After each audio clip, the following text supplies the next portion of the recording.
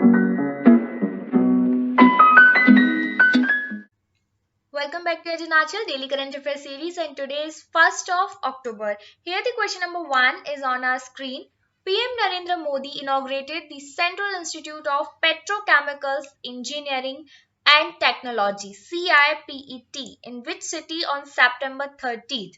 तो यहाँ पर हमारा जो आंसर होगा वो होगा ऑप्शन सी, जयपुर में प्रधानमंत्री मोदी ने एक central institute of petrochemicals engineering and technology inaugurate किया है वर्चुअली।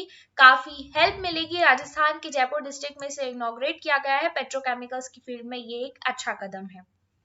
नेक्स्ट क्वेश्चन की हम बात करते हैं, who among the following Indian hockey players has decided to retire from the sport? ये ऑप्शंस आर गुरजंत सिंह, बीरेंद्र लाकरा, रुपिंदर पाल सिंह, अक्षदीप सिंह। तो यहाँ पर हमारा जो आंसर होगा वो होगा ऑप्शन सी, रुपिंदर पाल सिंह। ये एक हमारे जो इंडियन हॉकी टीम है उसके प्लेयर रहे हैं और टोक्यो ओलंपिक्स 2020 में ब्रॉन्ज मेडल जीतने में भी इनका काफी अच्छा कंट्रीब्यूशन रहा है। तो अब इन्होंने डिसाइड किया है कि मैं इन सभी फील्ड से रिटायरमेंट लेना चाहता हूं। तो हॉकी प्लेयर जो है रुपिंदर पाल सिंह आपको याद रखने होंगे, क्योंकि कई बार क्वेश्चन ऐसे पूछ लिया जाता है कि रुपिंदर पाल सिंह का संबंध किस गेम से है, राइट? तो ये एसोसिएटेड है हॉकी से और इन्होंने अब रिटायरमेंट की घोषणा कर दी है। नेक्स्ट क्वेश्चन है, which nations president has declared a present emergency after 116 people were killed in a riot?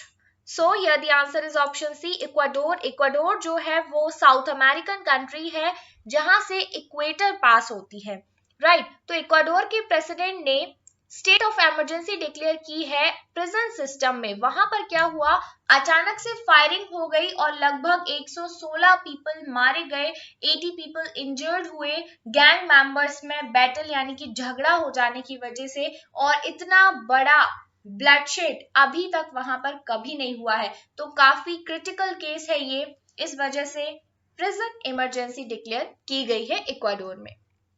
Next question, when was World Maritime Day 2021 observed?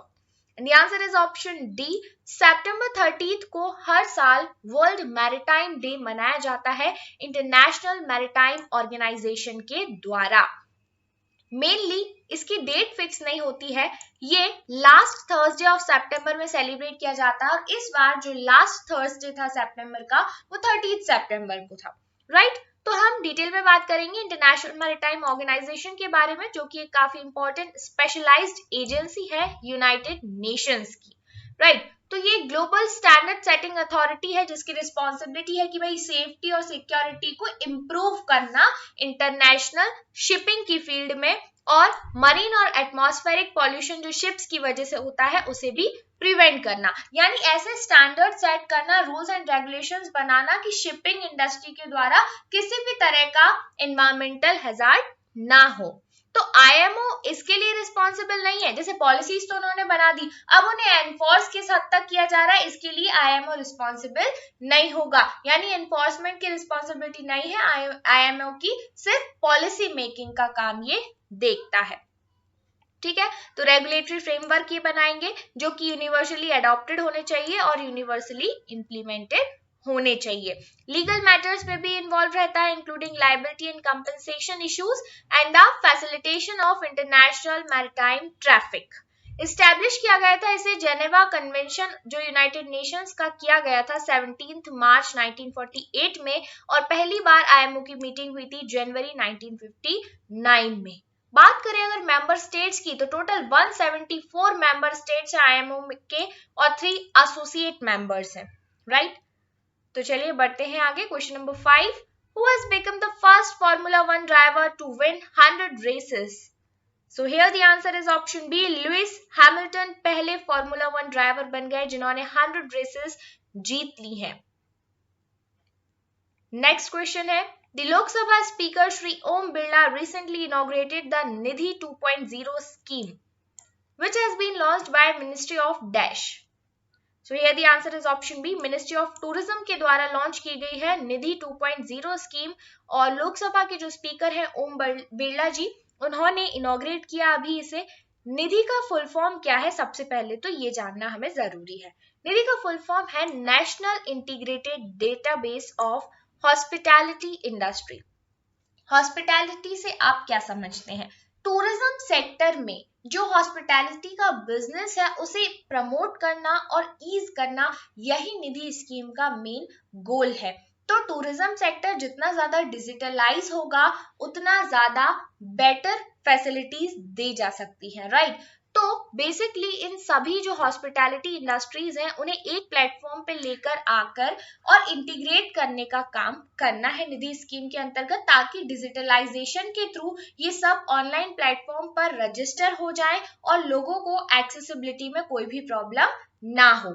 इसके लिए मिनिस्ट्री ऑफ टूरिज्म ने एक एमओयू साइन किया है United Nation Environment programme UNEP और the responsible tourism society of India, इन दोनों के साथ, ताकि सस्टेनेबिलिटी इनिशिएटिव्स को आगे बढ़ाया जा सके। अगला क्वेश्चन है चैंपियंस पोर्टल, जिसके 50 लाख रजिस्ट्रेशंस कंप्लीट हो चुके हैं, ये पोर्टल किस मिनिस्ट्री के द्वारा लॉन्च किया गया है? तो ये है ministry of micro small and medium enterprises के द्वारा इसे लॉन्च किया गया है चैंपियंस पोर्टल।